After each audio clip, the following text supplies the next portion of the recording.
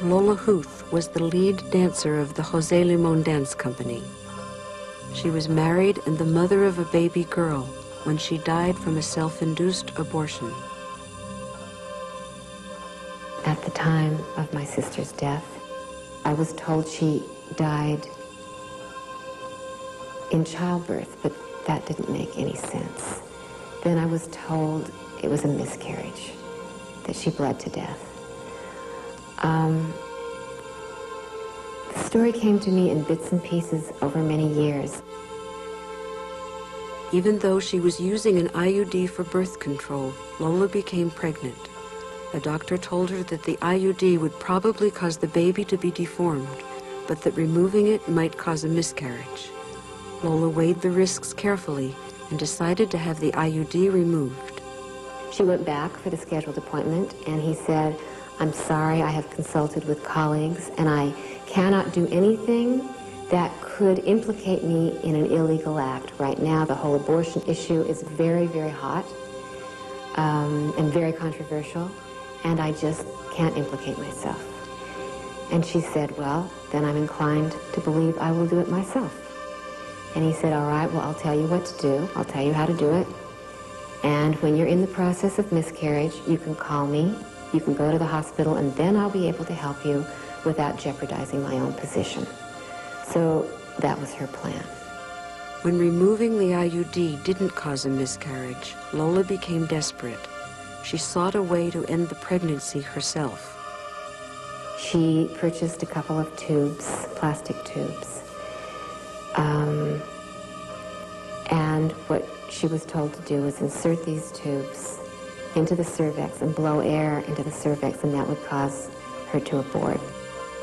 So she filed a sharp point and had punctured a vein and got air into her bloodstream.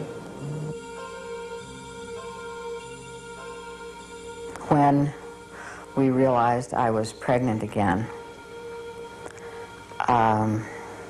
I told my mother. She asked me if I wanted another abortion, and I said no.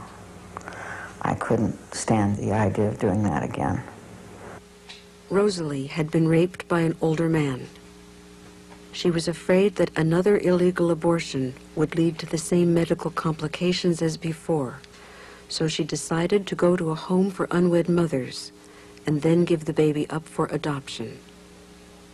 Everyone told me that if I had any sense, I wouldn't look at the baby. I would just let them take it away, and I'd never look at the baby. But I did. I let them bring the baby to me, and I held the baby.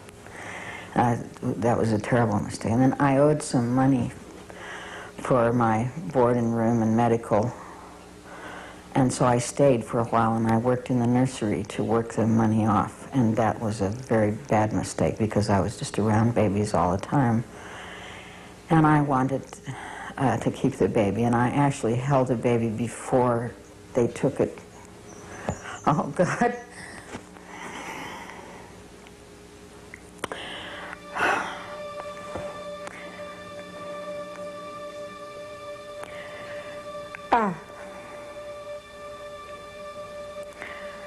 And anybody who would think that'd be a great way to solve the problem is just...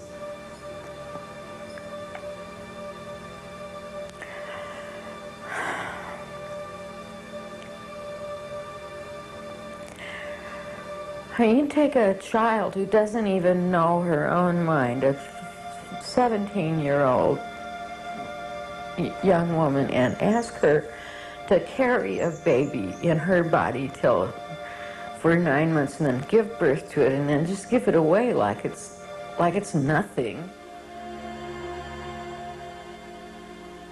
It's very difficult, even after 40 years, to admit to doing something that was against the law, that was illegal.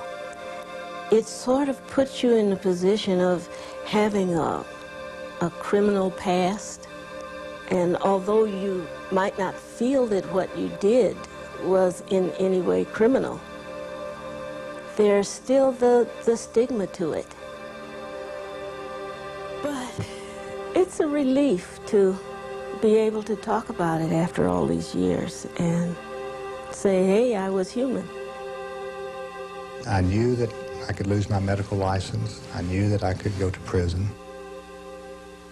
And just as I had to trust these women who came to me, not to bring charges against me, which could put me in prison, they had to trust me to give them good medical care and service and not harm them.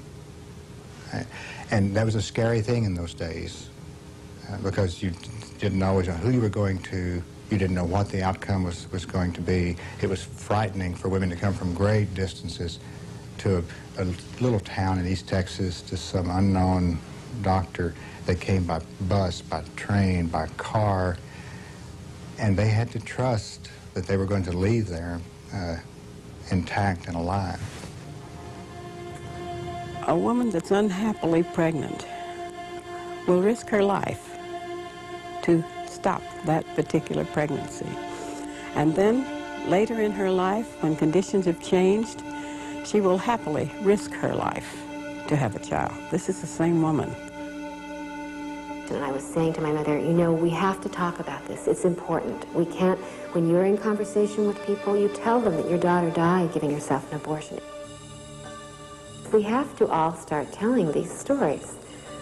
You know, that it isn't just some anonymous person that nobody knows who's had an abortion, but people right next to us in our community, in our lives, and some of them don't survive.